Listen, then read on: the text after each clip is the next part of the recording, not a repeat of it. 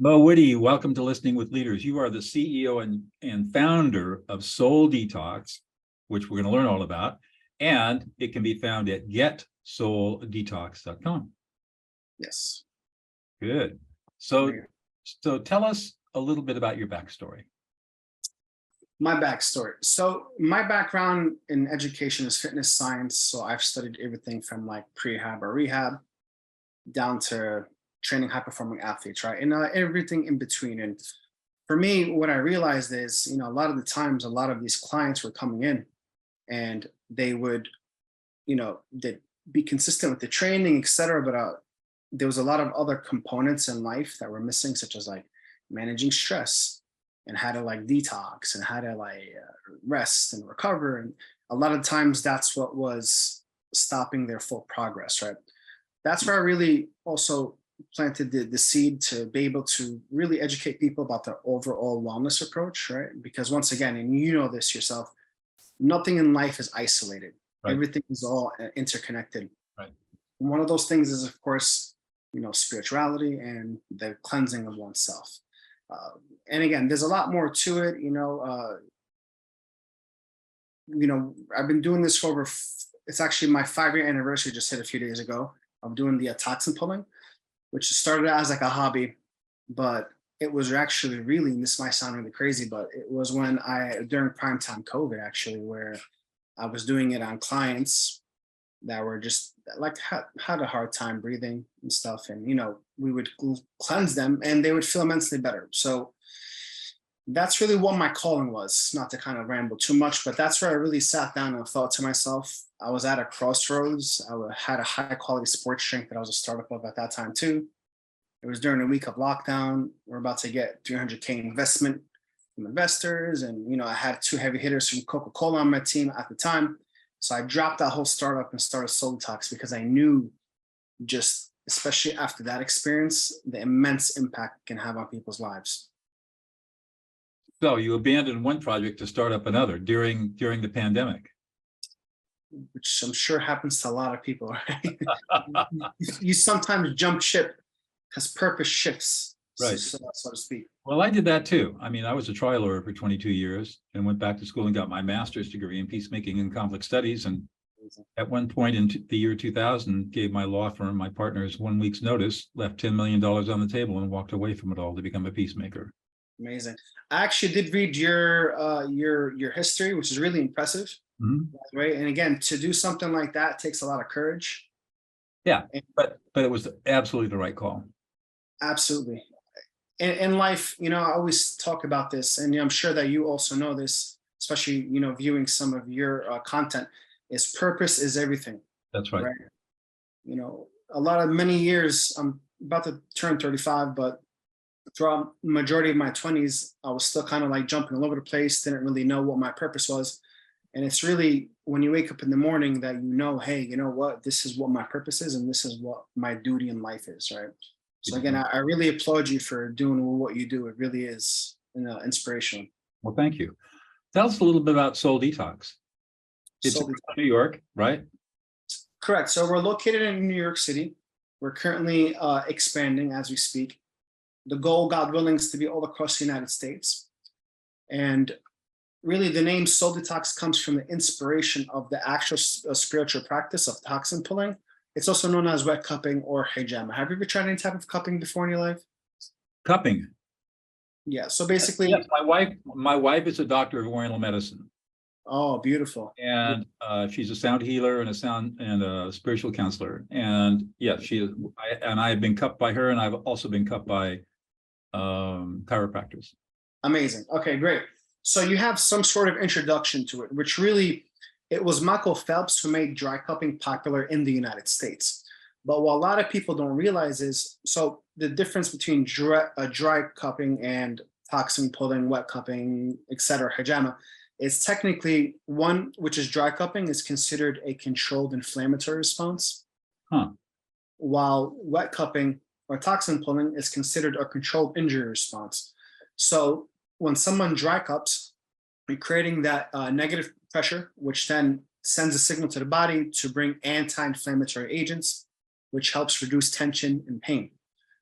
The only thing is, it's a short therapeutic feel, but the toxins still remain in the human body. Okay. So with the toxin pulling or wet cupping hijama, you're taking out the stagnant waste that literally looks like a thick jelly. And when they looked at this under a microscope, they found that it was dead blood cells or regular blood cells, basically the city in the body coming out, which is how the body naturally heals itself. Mm-hmm. And so this wet cupping is where's it done on the body? You could literally almost do it anywhere on the body. Now there is also proper ways how to approach it, and this is actually one of the many purposes of Soul Detox. Is to implement a gold standard in the United States. It's not a regulated practice. Right. You know, many people kind of do it here or there. People do it out of their basements, out of community centers, you know, very private, nothing serious, but there's no gold standard. There's no regulation in the United States. And that's what Soul Detox is implementing godly. So you're building up the practices and the procedures to get replicable results with your clients and customers. Correct. And there is, you know, so I've had people come to me because the way it works is you have to do very superficial scratches or incisions. And just like how everything in life, you can have a low caliber approach or a high caliber. Chiropractor, same thing. Physical therapist, same thing. Acupuncturist, massage therapist, there's high caliber and then low caliber. Right. So same exact idea with this. You know, you can cut deep by accident if you don't know what you're doing. You could, you know, overly, create tight, negative pressure with the cups, which can then feel really uncomfortable. So you can even do too many cups at once. So this is where the proper protocol that we're implementing right now and structuring is needed. So that way people can safely enjoy the experience. And where are you finding the technicians that can do this work? So I personally learned from international sources from like South Africa, from the UK, all around the world really. But one thing that we also did was there's 3 different approaches that I've seen. You have old school, you have the Chinese approach, and then you have the kind of like new age approach. We do like a hybrid of all of it. And the idea is you want to be able to cleanse out the whole body, right, Doug? Because we know, like we said, the whole body is interconnected. Blood circulates thousands of times a day from head to toes. So what we do is we open up all the pathways in a very safe, high caliber sense, which again helps with overall literally everything because everything is interconnected. Like one example, not to keep rambling because I know I'm going to be rambling a lot, but many times, right, Doug, people will come to us with like head concerns, right? We would detox their feet, and next thing you know, their head concerns go away because now they have proper circulation from head to toes. Yeah. So it really is mind-boggling. Wow. Yeah. How many sessions does it usually take for people to see results? Very, very good question. A very common question. It really matters based on what the concern is, who the person is. So for example, if someone had something for many years, it takes just longer because it's something older, right? Mm-hmm. And if it's something newer, you see faster progress. But since let's just say someone comes in for back pain, very common thing, right? We cater to the back pain, but you're also leaving, or the person or the client is leaving, benefiting in 70 other ways. Because when you're cleansing out the blood, once again, you're cleansing out all the pathways. You're opening up all the circulation once again, right? We don't believe in an isolated approach. So even though someone might think they benefited 1 or 2 ways, you're actually benefiting in many other ways. Mm-hmm. Mm-hmm. Yeah. I'll give you my personal story. I had anxiety at one point, brain fog, low energy, like crazy things. And I'd be drinking over like 700 milligrams of caffeine a day, Doug, right? But come to find out that I was heavily full of toxins. I had a lot of toxins in my body. In fact, someone else said this the other day, forgot their name, but nowadays it's not a matter if the person has toxins, it's all a matter of how much they have. Mm-hmm. The air is polluted, our water is polluted, our food is genetically modified and full of pesticides, and so our clothes, everything that we wear, everything is all about money, and everything is very synthetic nowadays. So this is where our human body, as miraculous as it is, gets backed up because there's just only so much that it can handle. And that's where modalities such as this can help the body greatly because you're just taking out the stagnant waste and allowing the body or aiding the body to recover itself. So you opened your doors earlier this year, correct? Yeah, January 7th was our grand opening. And how's it going? It's going really great. We're about 5 months in. Things are, from an entrepreneurship standpoint, as someone that's been in the game for a long time, it's still a new business. But, the impact that you see on people's lives is just really, it renders you speechless, right? Someone comes in, they feel unbalanced. Next thing you know, they experience the soul detox experience and they leave calm and collected, Wow. And one day, definitely, God willing, I don't care if I have to even come to you, Doug. You have to experience it, because I've had people come to me, and I've experienced this myself, where they're struggling, they're really stressed, right? They come in and they're just so cloudy in their mind. And when they leave, they're like, I swear to you, nothing matters right now. I'm just so relaxed there. And that's one of the many miracles is, dopamine gets released Right. during this process, fresh oxygen in the blood. Again, this is circulation. We also make their experience very nice. You come in, there's a lot of artwork. We show like the history. We have like red light therapy and the aroma. And, we make sure that it's a very calm setting for everybody. Wow, interesting. Yeah. So I can tell what gets you excited in the morning, but I'm going to ask you anyways, what gets you really excited to get up in the morning? Is finally finding my purpose. So, Doug, and as yourself and someone who, once again, really impressed by your martial arts history, by the way. Interesting. Yeah. Thank you. Props to that. Again, I have a lot of respect for people that are very well put together, and, for me, it's finding actually something that is actually benefiting people, right? Because once again, for me, Doug, making money is important because money is needed, right? It's just a means of life. Right. But it's not the main driver, even though money, once again, you need money, even charities need money. It's all, I'm very big on charity too. That's one of my main pillars of my faith. But for me, it's being able to add value to people's lives while at the same time, I'll be real with you, it's a lucrative industry, because it's never a wasted investment when you're investing in yourself. Right. Never. So really, when I wake up in the morning, that's my drive. It's the fact that, hey, you know what? I can make such an impact on these people's lives, but at the same time, I could do it in a way where, hey, you can actually make money and, use that money to do other things. You sound like me. There you go. But Doug, I swear, like there's no other really approach. Look, you want to help people. How can you help people? You can voice it, but at the same time, money, the capital, is what you can use to help. I'm with you. I mean, I get up every morning excited because I get to do interviews and also coach people and introduce my skills to people that are absolutely life transforming. There's not a person I've worked with 10,000 people. There's not one that hasn't been, their lives haven't been completely transformed by what I teach. And to your point, it's what gives you meaning and purpose in life and serving other people. Yes. I absolutely agree with that. And we make money on it, which is great because money is freedom. Money is exactly, money is freedom, and money is what helps you make moves. It's just a means. Yeah, absolutely. So what is it that's unique that you bring to the table to make all this work? So what's unique is technically the nature. All right. I feel like the All Creator has been prepping me. I've been involved in 8 startups. It's my 8th startup. So for 10 years. Yes.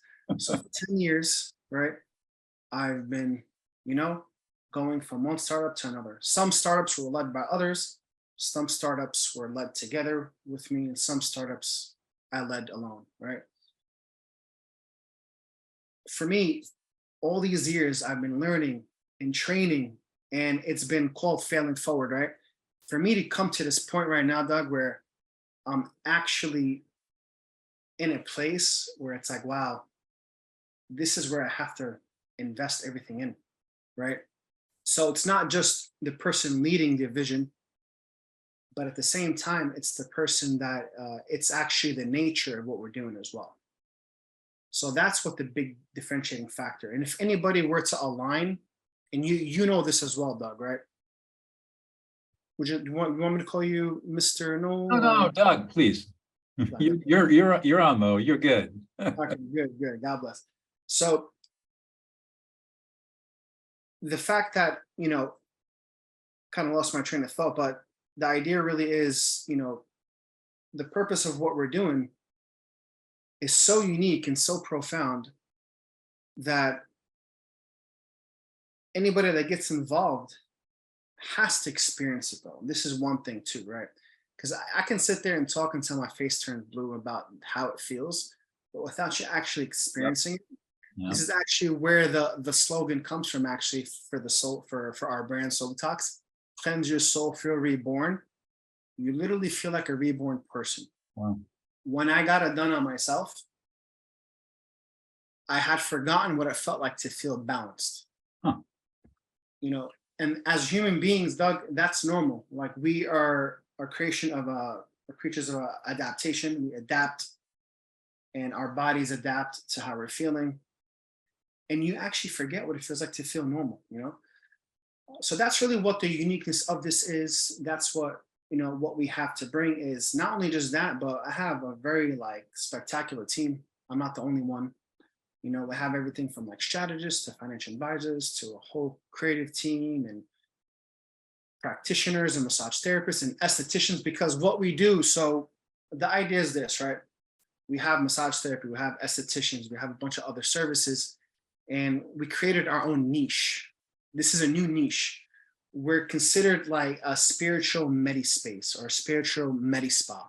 Because not only do we have this wet cupping, toxin pulling, etc., but we have massage therapy, we have microneedling, we have different types of facials, because we want someone to come in and feel like that you can walk away with basically almost anything. We have nutrition guidelines.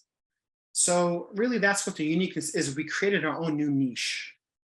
And tell us about your plans going forward. This is the flagship, the pilot. Exactly. So technically this is considered our staging space. Okay. So our flag during Soul Detox, the 3-year anniversary is in this October. It'll be 3 years, right? Continuously adapting. The first plan was to open up a big flagship. As time passed, with the whole mandates, etc., I had to then adapt. I'm like, okay, maybe opening up a physical location is dangerous at that point, from a financial aspect. People didn't want to go out, everyone's afraid, right? Okay, so then I created the mobile concept, the mobile truck. We're pulling up, we got a big Mercedes Sprinter, brand new, modified it, etc. Next thing you know, the CDC releases a statement saying, hey, the pandemic is done, it's over, COVID is done. Like, oh, they're great. Readapt again. Now people want to go out. People don't want to, stay home anymore. So then this is where I met somewhere in the middle, where it wasn't the substantially large flagship that's coming soon, God willing, but it's somewhere in the middle. So that's the plan. The plan is, and again, so there are certain plans I could share and certain plans that are, we could talk about after privately, just you and I, but the idea is to be all across the United States. How that looks can look different, but there's no denying we have our strategy and we can discuss that after. I would love to actually pick your brain about that. Sure. So this means you've designed this to be scalable. That is what we're doing, correct. And so that means you have to build a leadership team, because correct. Obviously for every store that you open, you got to have a manager. Yes. And ultimately, when you have more than 5 stores, you're going to have somebody managing the managers. And exactly. You can just see the model exploring out. And I'm sure you've thought about all of that, but that's gonna be an interesting process. Do you know where your next store is going to open? We're looking, the goal was always Manhattan. Okay. But during, again, if God forbid something else were to happen, that's where we're kind of torn. We're trying to see, but Manhattan would be the next one. But if again, God forbid anything again were to happen of that nature, Manhattan was the first place that got hit the hardest. Right. It's a Well, pure metropolitan city. dense, pretty dense population. So you Yeah, say you're going to just expand in the New York City area, maybe over to New Jersey, up to Connecticut eventually. tri-state, exactly. The tri-state area, Right, New York, Pennsylvania, etc. right. And then jump from state to state that are wellness conscious. States that are, California is going to be on your list, obviously. California, Florida, Arizona, like so many of these states. But that's really what the goal is. And exactly what you said, actually, funny enough, we align so much, Doug, is whenever anybody onboards the team, I tell them the same thing. I'm like, listen, we're in our advanced early stages of the startup. So I'm placing pillars in the company, which is Right. what you talked about. So when anybody comes, I'm like, listen, this is not just a job. This is a big opportunity, because I'm all about growth. I'm all about empowerment. That Mhm. anybody comes on board and they're all about empowerment and giving their best and growth within, I empower them and I throw them even a lot more opportunities. So I would actually love to actually even learn more from your end, actually, in that aspect, like management and leadership, thought leadership, which is critical. Tell me about the importance of listening in your work. Yes. Listening is very important. The reason why listening is very important is a lot of the times people remind you of where you're falling off, right? They do have a tendency to do that, Mo. Yeah, and it's not easy, again, assuming that it comes from a good place, assuming that, they're not just, how do I say, making excuses for their failure, and it does take a strong person, and I know you know this, Doug, to self-reflect and have self-accountability. That's right. That's very difficult. Many people do not do that. And That's you right. said this in one of your videos, is there's always, you have a response. You have either personal or, sorry, is it going to be rational or is it going to be emotional? Right. And a lot of people respond emotionally and don't even understand that. They actually, we're always emotional, but the question is it a reactive response or is it a regulated response? Always within the context of emotion. And if we don't train ourselves, we're always going to have the reactive response. And that's when trouble arises. Yes. And I'm sure we've been in many situations like that. Just gung ho. They're just like only, very irrational. So the point is that to listen is very important, right? And I do take feedback, and I always tell anybody, I'm like, listen, I'm always big on communication. Anybody that comes and sits with me, whatever it is, I'm like, please, please, please, I'd rather you speak to me versus letting it harbor and fester into something that could have been avoided. Right. So I'm very big on that, very big on listening and communicating and seeing if it's a two-way street, because sometimes people closed off. Right. But the ones that are receptive are very beautiful. Yeah, and then the challenge is how do you take that typical conversation and transform it into something powerful? Yeah, I asked them. When honestly, Doug, when anybody ever sits to me, the first question I ask them is, "What are your goals?" I'm like, if your goal is to do something big and grand, if you view working here, for example, as something short term, tell me that, so that way we can work together and help you get to where you want to go, right? Perfect. Even though I love having people, I never want any talent to leave, but at the same time, if their heart's not in it, you can't force them. So always I ask them, hey, did you find your purpose? What are your goals? And that's how I kind of I'm able to. And I would add to that, ask how can we help you grow, even though this is not going to be your career? What experiences do you need to have working for us that will further your goals and grow you as an individual, personally and professionally? Exactly. And that sets really powerful expectations. Doug, that's what happened to me. My personal experience when I graduated fitness science school. It's a vocational school here in the city. You graduate as a master trainer. And the idea was, I remember I sat down with the manager at the time at New York Health and Racquet Club. That gym closed down due to interesting management during COVID, but just to be nice about it. But the idea really is, I remember I sat down with him and he's like, listen, tell me what your goals are. I'm going to help you. I want to help you get there. Right. And I was honest with him, and that's what he did. And that manager till this day is one of my business partners. Wow. And that was like 7 years ago. See, there you So go. that's what I'm saying. And I learned from that moment that, hey, you know what? Honesty can actually really get you somewhere. Oh, Because it could have been a trick. He could have been like, hey, tell me what your goals are. Oh, you don't want to stay in this company long term? Fired, But he really chose to embrace me and water our plants, so to speak. So I definitely agree with you on that. good. Big One more question. What's one thing about you, Mo, that we would never have a clue about unless you told us? Okay, so I have 6 siblings, 6 girls. I know I come off. The only boy in the 7. My mother tried for that brother, and her reasoning is actually very funny. Her reasoning as to why she wanted another boy is, if I grew up to be a loser, there's at least one little boy. I love that. Kind of balance it, right? Well, I would say she's probably very proud of you right now. God bless her. God, I would be nowhere without my mother. I'll tell you that. But I grew up on chick flicks. I grew up on the Spice Girls, Britney Spears. That's one thing people would never realize. That's funny. Yeah, that is really funny though. But I grew up in a very feminine, dominant household. Well, that's great. And on that note, I'll thank you very much for taking your time out of your busy day to be with me today, Mo. This has been great. God bless you, Doug. I appreciate you. Thank you.